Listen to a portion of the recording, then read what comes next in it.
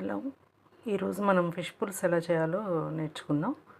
First అయితే ఈ ఫిష్ని శుభ్రంగా ఒక లెమన్ అండ్ కళ్ళుప్పు వేసి శుభ్రంగా కడిగేసి నీట్గా ఒక గిన్నెలో పెట్టుకుని దానిలో ఒక 3-4 టేబుల్ స్పూన్స్ వేరుశనగ నూనె వేసి దాని తర్వాత ఉప్పు, కారం, పసుపు వేసి కలిపాను.